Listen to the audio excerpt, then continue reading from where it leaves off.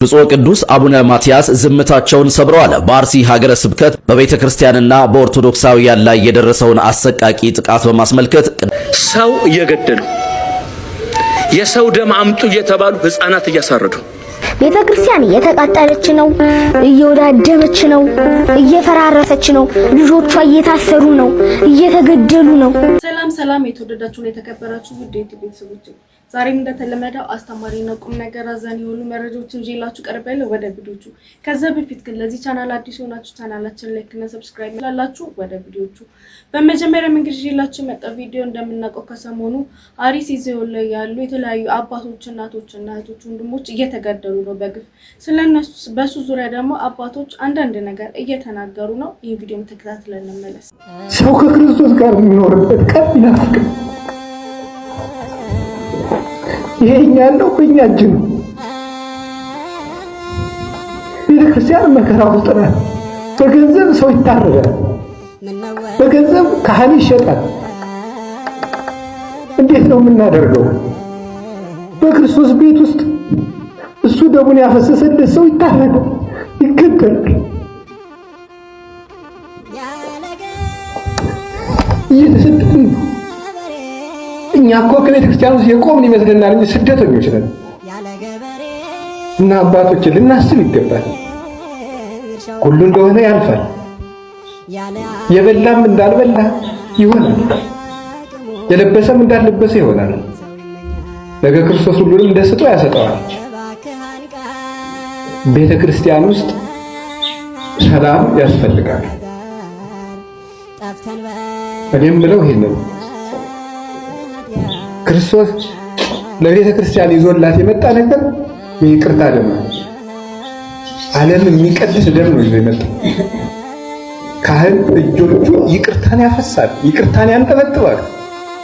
ቅዳሴ ላይ እጆቻችን የይቅርታ ደም ተነክረው ወጥተው እንዴት የሰው ደም እናፈሳለን? እንዴት እንደበድባለን? እንዴት እንሳደባለን? እና አሁን ተመልሰን ይሄን ማሰብ አለብን። እውነቴን ነው። እዚህ ያለነው ካህናት እንኳን ሄደን መታረቅ አለብን። ካልሆነ ግን ምዕመናን የኛን ገፈታ ነው እየቀመሱ ያለ።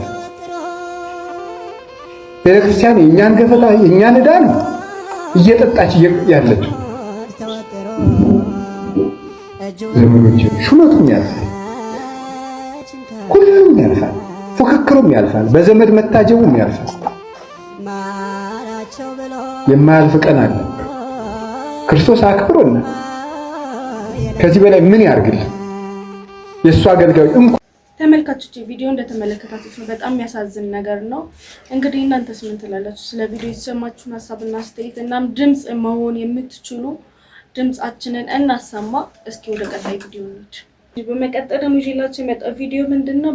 በአርሲ ዞን ላይ በተከሰተው ነገር ፓትርያርኩ እንግዲህ ዝምታቸውን ሰብረዋል። ይሄን ቪዲዮ ተከታትለን እንመለስ። ብፁዕ ቅዱስ አቡነ ማትያስ ዝምታቸውን ሰብረዋል። በአርሲ ሀገረ ስብከት በቤተ ክርስቲያንና በኦርቶዶክሳውያን ላይ የደረሰውን አሰቃቂ ጥቃት በማስመልከት ቅዱስነታቸው ልብ የሚነካ አባታዊና ጠንካራ መልእክት አስተላልፈዋል። በመልእክታቸው ታዲያ በመንፈስ ቅዱስ ልጆቻችን ላይ ስለደረሰው ግድያና መፈላቀል እንዲሁም 100 ዓመት ያስቆጠረው የጠላታ ቅዱስ ገብርኤል ቤተክርስቲያን መቃጠልና የመድኃኔዓለም ቤተክርስቲያን መዘረፍን የሰማነው በተሰበረ ልብ ሲሆን ከፍተኛ ሐዘንም መፍጠሩን ገልጸዋል። በጥቃቱ እስከ መቼ የሚል የቁጭት ጥያቄ በሁላችንም ልብ ውስጥ ተፈጥሯል ሲሉ ገልጸዋል። አክለውም የጸጥታ አካላትና መዋቅሮች የጥቃት ሰንሰለቱን በማስቆም ወንጀለኞችን ለሕግ እንዲያቀርቡና ከታሪክ ባለዕዳነት እንዲድኑ አበክረው አሳስበዋል። መላው ኢትዮጵያውያንና ምዕመናን የተፈናቀሉ ወገኖችን በጸሎትና በቁስ እንዲደግፉም ጥሪ አቅርበዋል። ለመሆኑ በዚህ የቅዱስነታቸው መልእክት ላይ የእናንተ አስተያየት ምንድነው? ኮሜንት ላይ አስቀምጡ። ቪዲዮንም በፍጥነት ሼር አድርጉት። መልካም ጊዜ። ተመልካቾች በመቀጠል ደግሞ ይዤላችሁ የመጣው ቪዲዮ በድጋሚ ስለ አርሲ ዞን ነው። በሱ ዙሪያ እንግዲህ አርቲስቶች የተለያዩ ደግሞ ይዤላችሁ የመጣው ቪዲዮ በድጋሚ ስለ አርሲ ዞን ነው። እንግዲህ በእነሱ ዙሪያ የሶሻል ሚዲያ ተጠቃሚዎች የተለያዩ የሶሻል ሚዲያ ተጠቃሚዎች ዝምታቸውን ሰብሯል። ድምጽ እንሁን እያሉ ንቅናቄያቸውን እያሳዩ ነው። እስኪ እናንተስ ምን ትላላችሁ? ይሄን ቪዲዮ ተከታትለን እንመለስ። እንግዲህ ዝም ማለት ከገዳዮች ጎን መቆም ስለሆነ መተናል። እንግዲህ ለሟቾች ነፍስ ይማር ነው። እንግዲህ ተራቸው ደርሶ የሚሞቱ ሰዎች ዛሬ ንጹሃን ሰዎች ጨፍጭፈዋል። እንግዲህ ያው የምናውቀው ነገር ነው። ቤተክርስቲያን ተቃጥላለች። እንግዲህ ለማና ቤት እንደሚባል አይታወቅም። ነገር ግን ዝም ማለት ልክ ስላልሆነ እውነት የሚሰማ ፈጣሪ አለ፣ የሚያይ ፈጣሪ አለ፣ የሚፈርድ ፈጣሪ አለ። ማንም ጽዋውን ሳያወራርድ ማንም የሰራውን ስራ የበደለውን በደል ሳይክስ ወደ ላይኛው ዓለም እንደማይሸጋገር እንደ ክርስቲያን አምናለሁ። ስለዚህ ቅጣታቸውን ይቀበላሉ እናምናለን። ነገር ግን እየተጎዳ ነው እና መቼ ነው የሚያበቃው? የወገን ሞት መቼ ነው የሚያበቃው? መርጧል ቃሽ ትባላለህ ስትናገር። አትግደሉን ነው ሌላ አይደለም። እንዴ አትግደሉንም አትበል የሚባልበት ሀገር ላይ ነው ያለው። ልክ አይደለም። አሁንም እንላለን አትግደሉን። አሁንም እንላለን ወገኖቻችንን አታጥቁብን። ለዛው ንጹህ አርፎ የተቀመጡ ወገኖች ምንም የማያውቁ ፈጣሪያቸውን የሚያመልኩበት ቤተክርስቲያን ተቃጥሏል። እዚህ አሁንም ኢትዮጵያን ወገኖቻችንን አትንኩብን፣ አትግደሉብን እባካችሁ ገዳዮች፣ ተራችሁ ደርሶ ትሞታላችሁ። ይሄ ሀቅ ነው። እዚህ አንዲት ሀገር አለችን፣ ተስማምተን እንኑር። የሚሻለን እሱ ነው። እስከ መቼ ድረስ እሪ እያለን፣ እስከ መቼ ድረስ እያለቀስን፣ እስከ መቼ ድረስ ነፍስ ይማር እያለን እንኑር? አሳዛኝ ነው በእውነት። አሁንም ነፍስ ይማር፣ ሌላ ምንም አንልም። ተራችን እስኪደርስ ነፍስ ይማር። ይህ ክርስቶስ ራሱ ፍትህ ይስጠን እንጂ ማንም ፍትህ ሊሰጠን አይችልም። ኢትዮጵያ መረጠች። ኦኬ፣ አርሲ ላይ ያለው ግድያ ይቁም፣ ወይስ ደግሞ ከዚህ ሄደን ደግሞ ኦርቶዶክሳውያን ወይ እንበላቸው? እንዴት ነው እንበላቸው? ምንድነው? እኔ አልገባኝም። ማለት የሆነ የሚያስቆመው አካል የለም። ማነው የተመረጠው? ምንድነው የሚመረጠው? ማስቆም የማይችል አካል አለን? እናንተ ክልል ውስጥ እንዲህ መስተዳደር የሚባለው ምን እየሰራ ነው? በየቀኑ ሰው እንዴት ይታረዳል? በየቀኑ ሰው ይታረዳል። ክርስቲያን ስለሆነ ብቻ በየቀኑ ሰው ይታረዳል። የሆነ ብሔር ታክሎ ምናምን ተው። ቪዲዮ እንደተመለከታችሁ ነው። በጣም የሚያሳዝን ነገር ነው። እናንተም እንግዲህ የቀጣይ ቪዲዮ ነች። በቀጣይ ደግሞ ይዤላችሁ የመጣው ቪዲዮ ምንድነው? ከሰሞኑ አንዲት እህታችን ማለትም መንገድ ጥርጊያ ላይ የምትሰራ እህታችን በመኪና አደጋ ህይወቷ እንዳለፈ እናውቃለን። በዚህ ምክንያት ደግሞ የገጫት ሰውዬ እስካሁን ድረስ አልተገኘም፣ ገጭቷት ተሰውሯል። በሱ ምክንያት ደግሞ አብሯት የሚሰሩና ቤተሰቦቿ ፍትህ ለሷ እያሉ ሰላማዊ ሰልፍ ወጥተዋል። እስኪ ይህን ቪዲዮም ተከታትለን እንመለስ።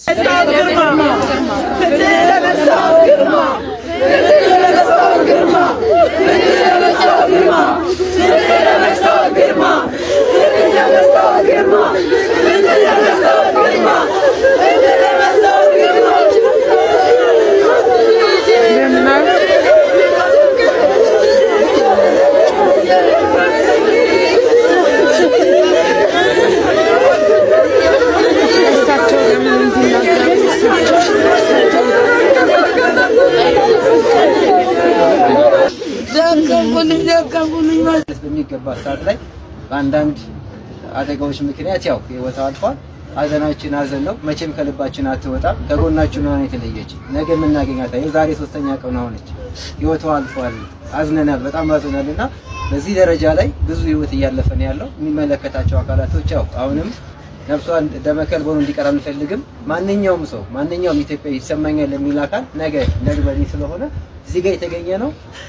ሀዘናችን መሆናቸው ነው። እናቷ ወላጅ እናት አሉ፣ ልጆች አሏት፣ ራሳቸውን የምታሳድጋቸው ልጆች አሏት። እነዚህ ልጆች ነገ ቁም ነገር ደረጃ ላይ መድረስ መቻል አለባቸው። ስለዚህ ለልጆቿን ለማሳደግ ደፋ ቀና እያለችበት በነበረበት ሰዓት ላይ ነው ተደፍታ የቀረችውና ሁላችንም በሚሰማ ልክ እንደ ክፍለ ከተማውም እንደ ወረዳውም ጥረት አስተዳደር ሁሉም የበኩሉን ድርሻ እንዲያደርግ እንፈልጋለን። እኛም ደግሞ በምንችለው አቅም የሚመለከታቸው አካላታችን ይህን ጉዳይ ይዘነዋል የሚመለከታል የሚለው አካል ሹፌሩ እስካሁን ድረስ አልተያዘም።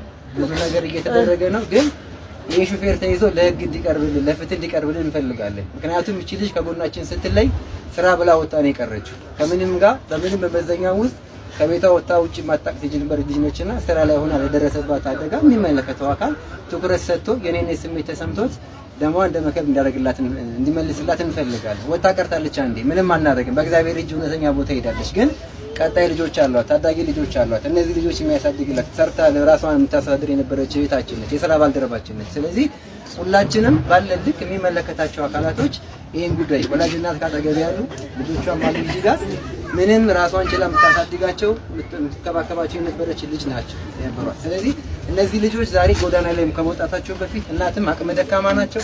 ባላቸው ልክ ልጃቸውን አሳድገዋል፣ እዚህ ደረጃ ላይ አብቅተዋል። አሁን ላይ ግን ማንም የላቸው። እንደምታዩቸው ቅስማቸው ተሰብሯል። ሁላችን ማንም በህይወት ውስጥ ሆኖ ሊገጥመው የማይችል ሊሰማው የማይችል አደጋ ህይወታችን ላይ ደረሰባት። ሞት አለ፣ 2-3 ሞት ግን አይቻልም። 300 እና 400 ሜትር ድረስ አንድ ሰውን እየጎተተ የሚሄድ ሰው እዚህ ያለው አንድ ሹፌር በዚህ ልክ እንዲህ ሊያደርግ አይገባም። ቆሞ ሊያድናት ይችል ነበር። ማንም ይገዛል። ስለዚህ ያማል ሞቷ 2-3 ሞት አይቻልም እና ይሄ መሞ አሞናል፣ ከውስጣችን ሊወጣ አይችልም። ስለዚህ ሁሉም የሚሰማው አካል መንግስት እንደ መንግስት ደሟ ደመከል ሆኖ እንዳይቀር የልጅታችን ነፍስ ስራ ብላን ይወጣች።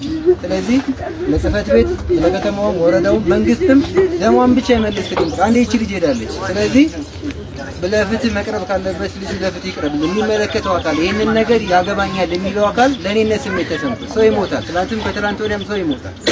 ያማል። የመሱ ሞት የታችን ሞት ግን ያማል። 2-3 ሞት ነው የሞተችው፣ በአንድ አልሞተች። ግን ልጆች አሏት። ልጆቿን በምንችለው አቅም እኛ እንደ ወረዳ የምንችለው ነገር እናደርጋለን። የሚመለከተው አካልም ደግሞ በዚህ ልክ ትኩረት ይስጣትና ቢያንስ እናቷን አሉ ልጆቻቸውን ማሳደግ ይገባቸዋል። ራሷን ልትንከባከባቸው እናቷን ቤተሰቦቿን ደግፋ የያዘች አንድ ምሰሶ ነበረች፣ ወጣ ቀርታለች። ስለዚህ ያን ምሰሶ እንዲቆም አንፈልግም፣ እንዲቀጥል ስለምንፈልግ እንደ ወረዳችን እንደ ነዋሪነታችን እንደ አንድ መስሪያ ቤት እንደ መስራታችን ከጎናችን ተመልካቾች ቪዲዮ እንደተመለከታችሁት በጣም የሚያስጠላ ዘመን ላይ ነው የደረሰው። እንዴት ሰው በሰው ላይ ይጨክናል? እስኪ እናንተስ የተሰማችሁ ነገር ካለ በኮሜንት አስቀምጡልኝ። ወደ ቀጣይ ቪዲዮ እንሂድ። በመቀጠል ደግሞ ተመልካቾች እንደምናውቀው አንድ ሰሞን እሸቱ ዋልድባ ገዳም ላይ ሄዶ የተለያዩ ቪዲዮዎችን እያሳየን ነበር። ከዛም መካከል ደግሞ አንድ አባት ይሄን ነገር ጸበል ጻድቅ ነው ቅመስ ብለው ሲሰጡት ብዙዎቹ የተለያየ ነገር እየተናገሩ ነበር። ደግሞ ይሄን ቪዲዮም ተከታትለን እንመለስ። ምን አይነት ዘመን ላይ ነው የደረስነው? የሆነ ነገር ስታዩ ይዛችሁ የምትሮጡ አንድ ሰው ያለውን ይዛችሁ ተከትላችሁ የምትሮጡ አንዱን የሚዘልፍበት በጣም አስቀያሚ ዘመን። የእሸቱ መለሰን ቪዲዮ አይታችኋል፣ ሲንሸራሸር ነበረ። የማይሆን ትርጉም ተሰጥቶት በጸያፉ እየተዘዋወረ የሰው ሃይማኖትን እየተንቋሸሸ ያለበት ነገር አለና ምንድነው ብዬ ሪሰርች ሳደርግ ይሄ የሚበላው ነገር ተክል መራር ተክል ነው። ለመነኩሳት በቤተክርስቲያን ውስጥ ለሚኖሩ ሰዎች ያው የሚመገቡት ነገር ምግብ ነው እንጂ እንደ አሉት ያጸያፍ ነገር አይደለምና በዚህ ደረጃ የሰው እምነትን የምታቆሽሹበት ምክንያት ምንድነው? ከተሳዳቢዎችስ እናንተ በምንድነው የምትሻሉት? ከነገ ዛሬ የተሻለ መሆን አይቻልም እንዴ? ቢያንስ በስልካችሁ እኮ ኪሳችሁ ይዛችሁ ዞሩ። ስልክ እኮ ፕሮፌሰር ነው፣ ዶክተር ነው፣ መሐንዲስ ነው። ምንም ብትጠይቁት እኮ ኢንፎርሜሽን ይሰጣችኋል። በጣም ብዙ ኤአይ ቻት ቦቶች አሉ። በተጠይቋቸው የሚያስረዷችሁ ከአመጣጡ ጀምሮ ዝርዝር አድርጎ የሚያስረዷችሁ። ስልካችሁን ለምንድን ነው የምትጠቀሙት? እንደዚህ አይነት ነገር ሪሰርች አድርጋችሁ ኢንፎርሜሽን ማግኘት ካልቻላችሁ፣ የምትናገሩትን ነገር በእውነት ላይ የተመሰረተ እንዲሆን ካላገዛችሁ፣ ታዲያ ምንድነው ትርጉሙ? የእናንተ የዚህ ዘመን መኖራችሁ ምንድነው? ለጸብ መነሻ መሆን ምንድነው? ተመልካቾች ቪዲዮ እንደተመለከታችሁት ነው ሲናገሩ ሲሉት የነበረው ነገር ፈጽሞ ያልተጠበቀና ማይገባ ነገር ነው። እሳቸው ያቀመሱት ጸበል ጻድቅ ነው እንጂ ሰዎች እንዳሉት አይነት ነገር አይደለም። እስኪ እናንተስ ምን ትላላችሁ? የተሰማችሁ ነገር ኮሜንት ላይ አስቀምጡልኝ። ማለትም ስለ ሰው እርግጠኛ ሳንሆን ማውራት ተገቢ አይደለም። ወደ ቀጣይ ቪዲዮ እንሂድ። በድጋሚ አርሲ ዞን ላይ ላሉ አባቶች እናቶች የተለያዩ አርቲስታት ላይ እንመለስ።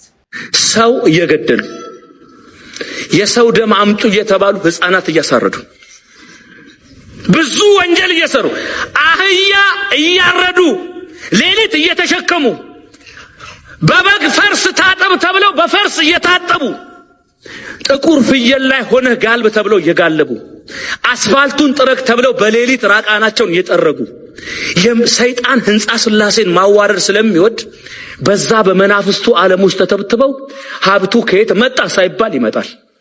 ግን አይበሉትም። ወደ እግዚአብሔር ልመለስ ሲሉ አይኑን ያጠፋዋል፣ አካሉን ያጎለዋል። አንዱ መኪና አንዱ አገር ይቆማል፣ አንዱ አገር ይቆማል። ትዳር ይበላሻል፣ ልጆች ይከዳሉ፣ ቤቱ በሐራጅ ይሸጣል። ለምኖ ቆዳውን በልቶ እንዲሞት ነው የሚያደርገው። ከእግዚአብሔር ጋር የሆነ ጤናማ ትንሽ ሀብት ይሻላል ወገኖች። በሰይጣን ከመጣ ሀብት በእግዚአብሔር የመጣ ሀብት ይሻላል። ትምህርት እንዲገባው ብለው አንዳንድ እናቶች ልጆቻቸውን ጠንቋይ ቤት ይወስዳሉ። የጅብ ቅንድብ እሰር ይለዋል። ጅብ እንደው ከየት ሀገር ነው ትምህርት የሚማረው? ሲበላ ጅብ፣ ሲናገር ጅብ ይሆናል ልጁ። ጅብ ቅንድብ እሰር ይለዋል። ካሳሰረ በኋላስ ጨጨጨጨ ገገገ ብሎ ጽፎ ይሰጠዋል። ያንን ኩዳም ብለን አስረን መጣና በጎን መስቀል ተንጠልጥሏል። አባቴ ያቁርቡ እንላለን። ይሄ የክርስቶስ መንፈስና የሰይጣን መንፈስ ውጊያ ይጀምራሉ። ሕፃኑ ጆሮው የሚበሰብስ፣ ጥርሱ የሚበሰብስ፣ ጆሮው የሚመግል፣ የሚቃዥ፣ ጤናውን ያጣ፣ ትምህርት የማይገባው የፈዘዘ ልጅ ይሆናል። ወይ ከእግዚአብሔር ጋር ነው ማድረግ፣ ወይ ወደ ሰይጣን ነው መውሰድ። የሁለት ዓለም ሰው መሆን ፈጽሞ ክልክል ነው። በመናፍስት አሰራር ውስጥ ነው ብዙ ሰው ያለው። ሀብት እግዚአብሔር ነው የሚሰጠው። ጤና እግዚአብሔር ነው የሚሰጠው። ዕውቀት እግዚአብሔር ነው የሚሰጠው። ሰላም እግዚአብሔር ነው የሚሰጠው። ትዳር እግዚአብሔር ነው የሚሰጠው። ልጅ እግዚአብሔር ነው የሚሰጠው። ስልጣን እግዚአብሔር ነው የሚሰጠው። በሰው ዘንድ መፈራትና ግርማ ሞገስ ለአስቴር እንደሰጠ እግዚአብሔር ነው የሚሰጠው። ግርማ ሞገስ ብሎ የችፍርግ ዛፍ እዚህ ላይ እየፋቀ ይሄዳል። ዛፍ ስለተሸከም ግርማ ሞገስ የለም። እግዚአብሔርን ስትይዝ ነው። አስቴር ጾማ ጸልያ ነው ንጉሱ እንደዚህ በፊቷ የተንቀጠቀጠው። መጽሐፍ አስቴር ምዕራፍ 4 ሰው በእግዚአብሔር ውስጥ ሲሆን ነው ኃይል፣ ስልጣን፣ ክብር፣ ዝና የሚኖረው። ብዙ ዝነኞች በሰይጣን ከበሩ። ዓለምን እነዚህ የኢሉሚናቲ ማህበር፣ የሰይጣን ዓለም አቀፍ ማህበር ከጥልቁ ይመጣና ይቀባቸዋል። ከቀባቸውስ ዓለም ያለ እነሱ ይላል። ቲሸርታቸውን ይለብሳል፣ ዝነኛ ይሆናሉ። ሰው ለነሱ ቤት አምልኮ ሰርቶ እስኪሰግድላቸው ድረስ የእገሌ አምልኮ ቤት ይባላል። መንገድ ይዘጋል። መንግስታት ይፈሯቸዋል። ተጽዕኖ በትውልድ ውስጥ ይፈጥራሉ። ከጥልቁ ተቀብተው ታዋቂ ይሆናሉ። ወደ እግዚአብሔር እንመለስ ያሉ ቀን ሰይጣን ደግሞ የፈረሙት ፊርማ ስላለ ህይወታቸው አስቸጋሪ ይሆናል። ሰይጣን በሰይጣን ሐሳብ ውስጥ ዮሐንስ 8 ላይ እሱ ከመጀመሪያው አለ ነፍሰ ገዳይ ነው። በሰይጣን ሐሳብ ውስጥ ምንም አይነት ጥሩ ነገር የለም። ተመልካቾች ቪዲዮ እንደተመለከታችሁት ነው። እንግዲህ በጣም የሚያሳዝን ነገር ነው። እናንተም ድምጽ ሆኑ እንላለው። እስኪ ወደ ቀጣይ ቪዲዮ እንሂድ። በቅርቡ እንግዲህ ከገዳም እንደተመለሰው ሁላችንም እናውቃለን። በዛ መሃል ደግሞ አንዲት እህታችን ማንቱን አይታወቅም። በእርግጥ ግን ደግሞ ታሞ እያለቀሰ የሆነ ቪዲዮ ቀርጻው ሳያቅ ለቃበታለች እና በሱ ዙሪያ ደግሞ አንዳንድ ሰዎች ይሄ ነገር ተገቢ አይደለም እያሉ ሐሳብ አስተያየታቸውን እያሰጡ ነው። ይሄን ቪዲዮም ተከታትለን እንመለስ። በተለይ ይሄን ያረገች ሴት ናት ብሎኛል፣ ነግሮኛል፣ ስሟን ይነግረኛል ብዬ አስባለሁ። ይሄን ያረግሽ ሴት ነገ ግን አዝናለሁ። ነገ ልጅሽ ቢሆን እንዴት ታወጪዋለሽ? ወንድምሽ ቢሆን አባትሽ ቢሆን ታወጪዋለሽ? አታወጪውም። መደበቂያ ነው የምትፈልጊው። ዛሬ ግን ወንድምሽ ስላልሆነ ልጅሽ ስላልሆነ ምናልባት ይሄ ላይክ እና ሼር የሚሉት ትርፉንም ጥቅሙንም አላውቀውም፣ ለእናንተው ነው የምትሆኔ። ለዚህ ብለሽ አርገሽው ከሆነ ግን እድሜ ልክሽን የማይተውሽ ጸጸት ነው የሚሆንብሽ። ከልቤ በህይወትሽ ማትረሹ ጸጸት። በፍቅር አናግረሽ ሳይገባው ቀርጸሽ መልቀቅ ወንጀልም ነው።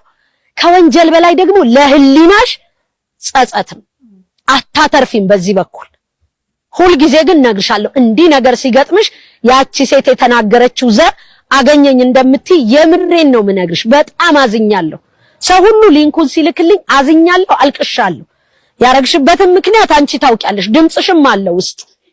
ግን እነግርሻለሁ የእድሜ ልክ የቤት ስራ ነው የሚሆንብሽ።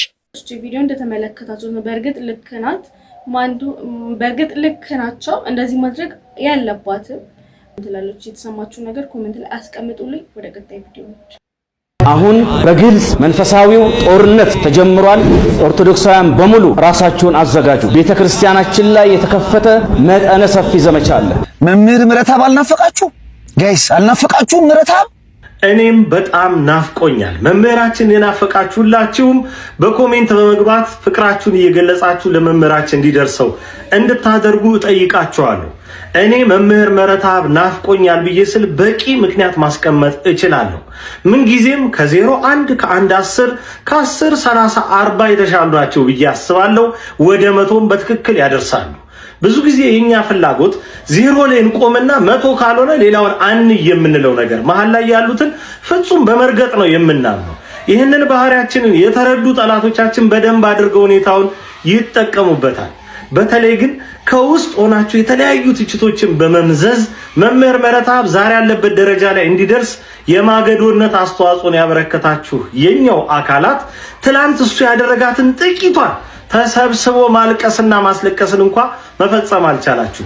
ተሰብስቦ ስለ ሁኔታዎችና ስለሚሆንብን ነገር መረዳት፣ ስለዛ ማነባትና ማልቀስ ቅድመ እግዚአብሔር ዋጋ እንዳለው አምናለሁ። ይህንን ማድረግ የቻለ አንድም ሰው አላየውም እስካሁን ድረስ። በየትኛውም ሁኔታ ውስጥ ከዳር ዳር ተነቃንቀን እስቲ ስለሚሆንብን እንምከር ተውንም ለማለት ለማልቀስም የተሰበሰብንበትን አጋጣሚ አላስታውስም። ስለዚህ መምህር ምህረተአብ በእጅጉ ይናፍቀኛል። ከነ ምናምናችን እውነቴን ነው የምነግራችሁ መዋደድ መቻል አለብን። ያንን ካላደረግን ጠላቶቻችን ያጠፉናል። ለምን? ከውስጥም ተክለዋላ። ጠላት የሆኑ በክብር ልብስ ያጌጡና የተዋቡ ሌሎች ጠላቶችን በውስጥ ተክለው ሲያሰቃዩን ነው የሚኖሩት። ስለዚህ እያንዳንዷ ጠብታ ለዚህ ቤተክርስቲያን ታስፈልጋለች። እስኪ እናንተስ ምን ትላላችሁ? ከኢቢሲ ወጣት መረጃዎች እየወጡ ነው። ኢቪዲዮም ተከታትለን እንመለስ። ሁላችሁ የመጣው ቪዲዮዎች እነዚህን ይመስላሉ። በቪዲዮዎች የሰማችሁን ሀሳብና አስተያየት ኮሜንት ላይ አስቀምጡልኝ። በቀጣይ ባሪፉ እንደምንገናኝ ተስፋ አደርጋለሁ።